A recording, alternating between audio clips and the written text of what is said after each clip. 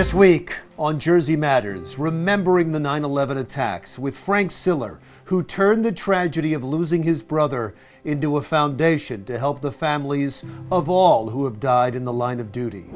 Former North Arlington Police Chief Joe Zadroga remembers his son James, a New York City police officer who was the first to die as a result of breathing the toxic cloud of 9/11. And a solemn reminder that 750 people who died on 9/11 were from New Jersey.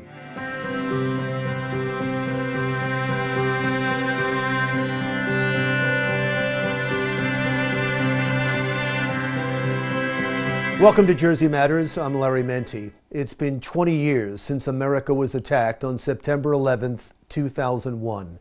And as you watch the solemn ceremonies, you may have noticed Frank Siller coming out of the Brooklyn Battery Tunnel in honor of his brother, Stephen Siller, a New York City firefighter who died on 9/11 trying to save others. I spoke to Frank Siller about his 537-mile walk to that moment. Thank you, sir, for agreeing to do this. I want to get into Tunnels to Towers and the great work you've done and the walk you've been on. We have so much to talk about, but because it's this week, can you go back and talk about your memories of 9/11, 2001? Yeah, well, so that day, of course, everyone remembers, especially in the Northeast, that it was actually a perfect day. And my brother, Stephen, New York City firefighter, was just finished his night tour in Squad 1 in Brooklyn. And he was on his way home to play golf with my brother Russ, my brother George, and myself. The four brothers were going to have a nice day. We don't get that opportunity.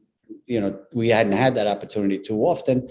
And but he heard on his radio scanner that the tower was hit. Now, two of my brothers were already at my house, but my brother Stephen went back to his firehouse. He called his wife up and he said, tell my brothers I'll try to catch up with them later.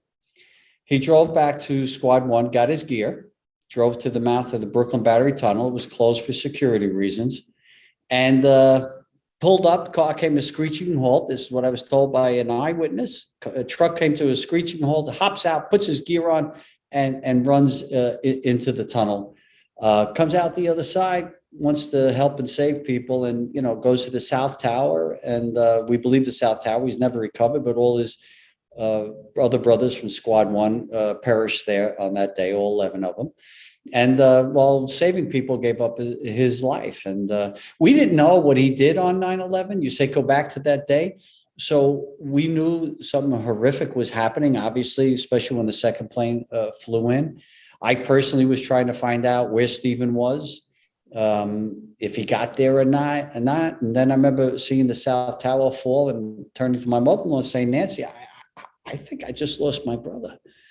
And but not knowing for sure, but knowing that like all these firefighters and cops, they're going to find a way to get there. And then later on the day, we were all at my house, my sisters, my brothers, and I got a call from a firefighter, Richie Obermeyer, lived actually a couple of doors away from my brother, and he said to me, Frank, Stephen's on the list of missing firefighters. And I said, thank you, Rich. I've been trying to call him all day. I've been asking him all over. Obviously, I haven't talked to him. And he goes, well, Frank, it's bad down here. I said, I could see it, Rich. I've been talking, like I said, I've been talking to other firefighters. He goes, no, Frank, it's bad. I said, I know, Rich. And he goes, no, Frank, nobody's coming home. And I had to walk in the other room and tell my siblings what he just said. And, we all were just overcome with grief. We down on our knees, and we just couldn't believe that we lost our little brother. He was a lot younger than us, and we couldn't believe that he was probably gone. Talk about him for a second. What did we lose when we lost Stephen? He was an outrageous human being. Everyone thought he was his best friend. You don't want to know why, because he treated everybody like he was their best friend. Stephen died the way he lived for others. He was most generous, selfless person that I knew. He was living a good, full life. He was married, had 5 beautiful kids. He had everything. Had just bought a new house. He was renovating it. And a couple of firefighters he was renovating it with, Eddie Diatri, who's Squad 1. He died and perished that day as well. And, he was on top of the world. A New York City firefighter. He had a job that he loved. He loved it because of the brotherhood that was in it, inside the fire department. My brother Stephen learned early on, because my parents perished by the time he was 10 years old. My father died when Stephen was 8.5, and when Stephen was 10, my mom passed away. So he knew every day was precious, and he comes out the other side and he has everything. He was the happiest he was ever in his whole life. And then September 11th, and he gives his life. And that's why we wanted to make sure that we honored what he did and what all these great heroes did that day. And that's why we started the Tunnel to Towers Foundation.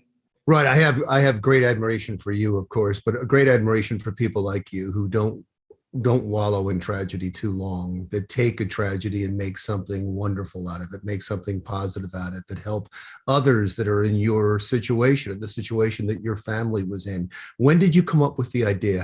How did this form? Well, right away, as siblings, we were talking, and we knew we wanted to start a foundation. By December of 2001, we were already a non-for-profit 9/11, foundation.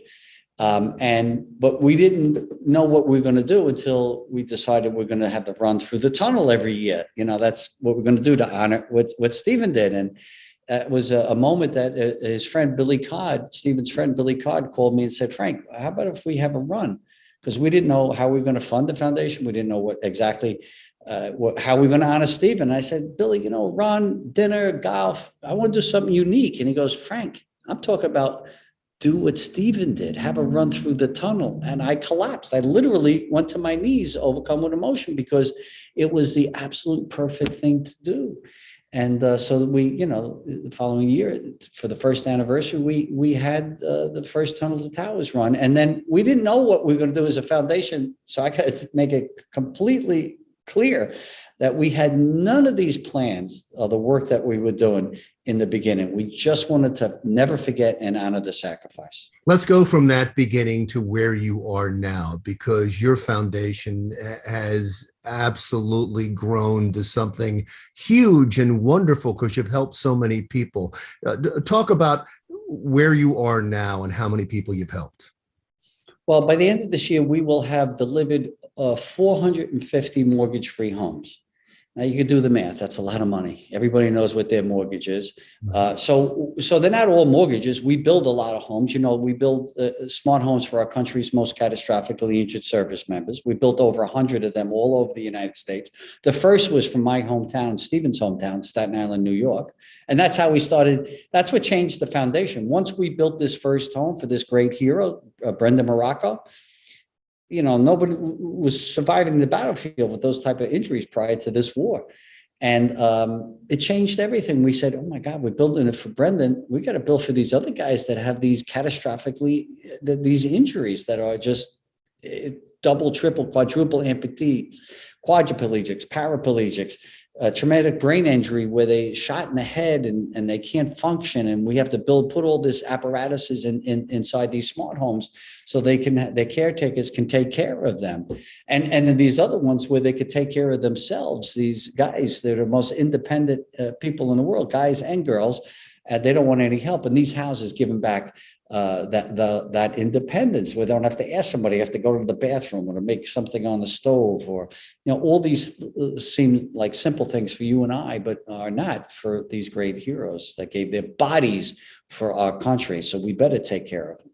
Right. And you have some wonderful initiatives. I know the $11 a month. I've seen Conor McGregor. I've seen Mark Wahlberg. It is a testament to how much your foundation has grown, that you're able to do all those wonderful things. And you just had a fundraiser that you just got back from. How far did you walk on this Never Forget walk? Well, I'm not done yet. I'm almost done. I'll be done on September 11th. I'll be retracing Stephen's final heroic footsteps, albeit I'll be doing it with sneakers and he did it in fire gear. Albeit I'll be coming through seeing the Freedom Tower, and he saw the Twin Towers on fire and the horrific scene that was there. I started August 1st at the Pentagon. I've walked to Shanksville, Pennsylvania, where I paid my respects at both the Pentagon and Shanksville, said a prayer at both those locations, very emotional. And I'm heading back to New York City, which I'm going to be there for September 11th this year for the 20th anniversary. Now, I do it. I have a great team. It's an unbelievable team that's made this so easy for me. I have 2 RVs. Mark Wahlberg donated the RVs for me to have with me every single day. I have New York City firefighters that cook for me every day. They cook brunch for me every day and cook dinner. I don't even have to think about what I'm eating. And let me tell you something, Larry. I'm the only guy that's going to walk 537 miles that I'm going to put weight on. Because the way these guys cook. But it's the absolute truth. They take care of me. They don't even let me go up for a cup of coffee. I told my wife, I said, look, you hear what these guys are doing? I said, when I come home, I expect the same treatment, Of course, not tell you what that Good is. luck with that. And I'm married 43 years in 2 days. So, That's wonderful. so my wife and I can kid each other like that and understand each other. I've been blessed. And so the journey it's been unbelievable, so spiritual. I meet great Americans along the way, these small towns, American flag waving, never forget. Thank you, Frank. I'm praying for you. So it has not been difficult. So I don't want anyone to feel sorry, say, oh my God, he's got to walk 537 miles. It has been physically, it has been easy, emotionally. It has been so rewarding, spiritually, even more rewarding. So it's been an unbelievable journey. Well, let's talk about that emotion for a moment, because you'll be ending this, as you said, on September 11th. You're going to walk through the tunnel like your brother did. You're going to see what is now standing, what used to be the towers that are no longer there. Are you going to be able to handle that moment? What's that going to be like? Yes, I'll be able to handle it. I better be able to handle it, because considering what my brother did that day, I will be thinking about, I'll be with my wife, my kids, my grandkids, my siblings, their grandkids, and we'll all be walking up there together to say, thank you, Stephen, for what you did 20 years ago. And because of what you did, look at all the people that you're helping. It's his actions that made us better people. It's that simple. We were slackers up until Stephen made that run, and we will never slack off again in our lives. Amen to that. You are an American hero. Your brother was an American hero. You continuing this in his name is beyond incredible. And let me just, on behalf of everyone, thank you so much for what you do. And I think the best way to end this is to let people know how they can be a part of this and how they can contribute. Well, go to T.org and donate as little as $11 a month. I think most Americans can do that, Larry. $11 a month. Fire department says many hands makes light work. If I had 1 million people come together, and I know I'm going to get that number, I can't say when, but I know I'm going to get that number, we could take care of, now we're delivering 200 mortgage-free homes this year, but the truth of the matter is, if I had enough money to deliver 500 homes this year, it wouldn't be enough. We're going to have to deliver 200 homes, not just this year, but every year going forward. 200 police officers have given their life for their communities already this year. 200, many of them shot and killed. How about the great hero that was just the sheriff that was swept away in the hurricane? We've spoke to that family already. I've spoke to that family already, and let them know that we're gonna take care of them. Or the police officer that was shot in Kalamazoo a couple of weeks ago that left behind 3 kids. I've already spoke to that family. We are going to take care of that family. And of course, the 13 Gold Star families that just lost their loved ones in Afghanistan, and the poor widow that is going to give birth in 1 week. We're going to take care of that family. That's 100%. We are going to take care of that family. And we could only do it if people come together. Go to T2T.org and donate $11 a month, and we could take care of all these families forever. Thank you for spending time with us, and thank you, sir, for all you do. Frank Siller, founder of the Tunnel to Towers Foundation. Still to come on Jersey Matters, the foundation has become a mission for several people in New Jersey who lost loved ones on 9/11, including Kathy Cunningham from Spring Lake. You'll meet her next.